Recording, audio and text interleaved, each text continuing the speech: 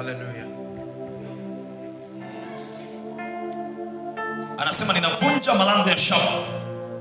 Sababu ya Mungu kukutangulia ni ili avunje milango. Yes. Ili upate mahali pa kupita.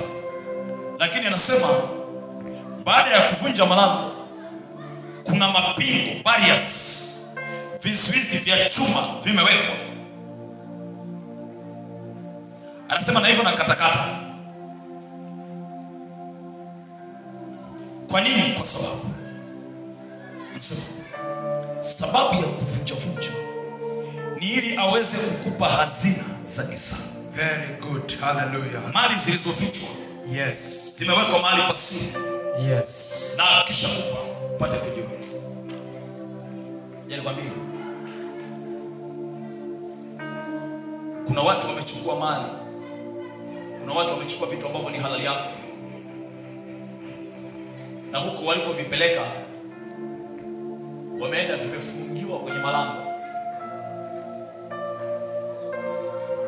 Alafu hawakuishia tu kuviweka, wakafunga malango, wakaweka na vizuizi. Kwamba ukivunja milango kutakuwa na vizuizi.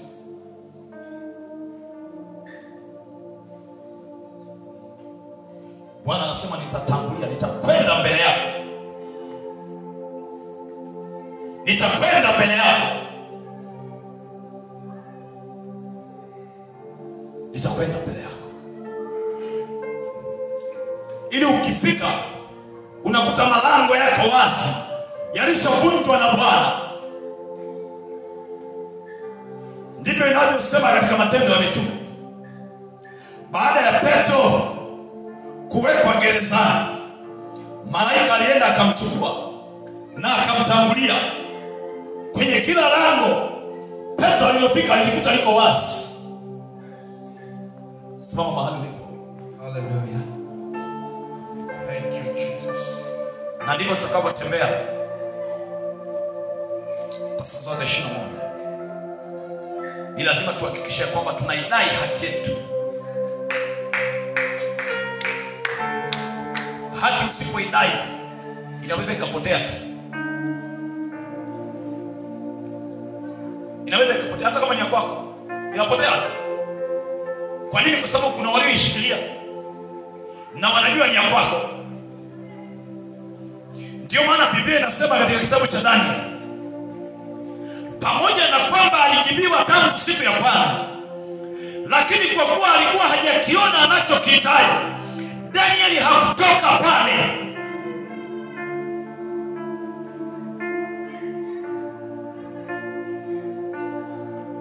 Mr. Bwana amekusemesha nini? Na tangu akusemesha, inawezekana ulifika mahali ukasema watumishi wa Mungu ni waongo, kwa sababu waliniambia, na tangu waniambia hakuna kilichotokea. Wengine walisema maisha yangu yatabadilishwa, lakini sijaona yakibadilika. Sikilize, hujadai haki yako. Hujadai haki yako.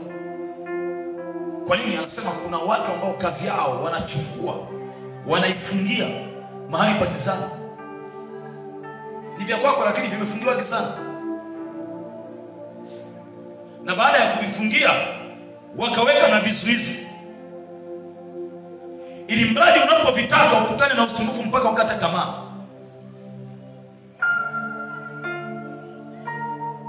Mpaka ukate tamaa. Useme basi nafikiri jambo limeshindikana. Kumbe halijashindikana. Viko gizani. Inawezekana hujawahi kutafuta kitu kwenye giza wewe. Lakini kama umewahi utanielewa. Unaweza ukavuruga kila kitu. Kila kitu. Na Biblia inasema hazina tunazozitafuta zipo gizani. Hujawahi kutafuta vitu gizani. Hujawahi kutafuta vitu gizani. Hujawahi kutafuta vitu gizani.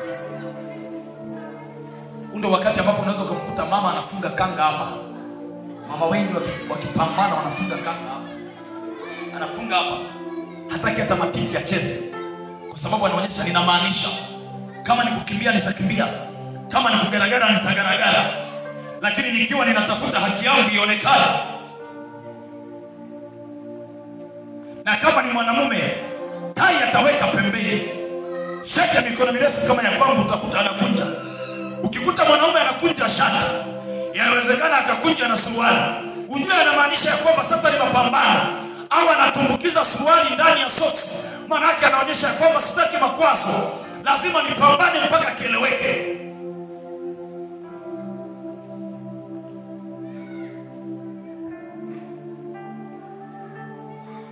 Unapokuta tunatumbukiza suruali kwenye socks, maana yake ni kwamba suruali sije ikanasa mahali. Pa kukimbia nikimbie, pa kutembea nitembee. Tunapokunja shati, tunamaanisha ya kwamba sitaki kitu kitakachonizonga zonga. Nisije nikarusha ngumi ikanasa mahali. No, na kunja mikono yangu iwe huru na miguu yangu iwe huru. Ninapotakiwa kukanyaga nikanyage pasipo buksa. Ninachotakiwa kukifikia kwa mkono wangu nikifikie pasipo buksa. Kwa dakika kadhaa natamani uruhusu kinywa chako, mikono yako na miguu yako ifanye kile ambacho Roho Mtakatifu anataka, kuhakikisha ya kwamba haki yako inapatikana. Bwana anasema yeye atakuwa mbele yako. Anasawazisha mahali palipo parusa ili usikose mahali pa kupita. Alafu anasema akikuta malango ya shamba, kazi anayofanya ni kuvunja ili wewe upite. Usisahau, anasema nikisa upite kwa umakini. Anasema anakuta mapingo, barriers, vizuizi vya chuma, anavikata. Pita kwa umakini mpaka ufike mahali walipoweka vitu vyako na utoke. Unasema umejifunza wapi? Kwa Yesu Kristo. Alienda kuzimu. Kuzimu kinadharia ni mahali pa giza totoro, sio mahali pa nuru. Ni mahali pa giza totoro. Mwanaume ndo alitumbukia huko. Sijui alimuonaje Ibilisi, na yeye mwenyewe ni mkuu wa giza. Yeye mwenyewe ni mkuu wa giza. Sijui alimuonaje, lakini alimuona na akabahatika kuona na funguo. Akamwambia leta hapa.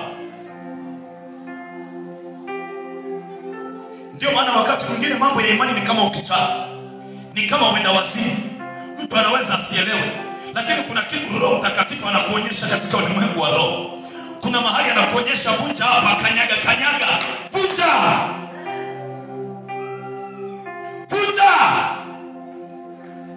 Kwa nini? Kwa sababu wewe ndiye rungu la Bwana na Bwana anakutazama wewe.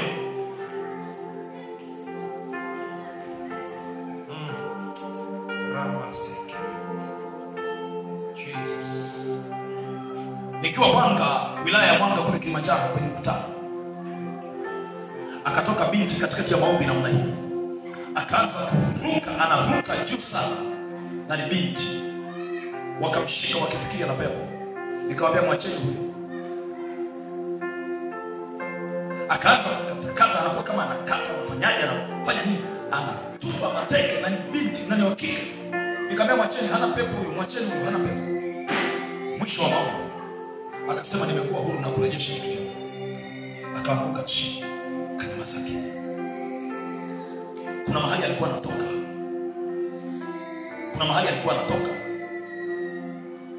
Vitu vya namna hii vinatokea. Unapoona nguvu za Roho Mtakatifu zinakuja kwa jinsi, usizuie. Usitafute ustaarabu. Maana inawezekana huo ustaarabu unaotafuta ndio uliokuweka hapo ulipo mpaka leo.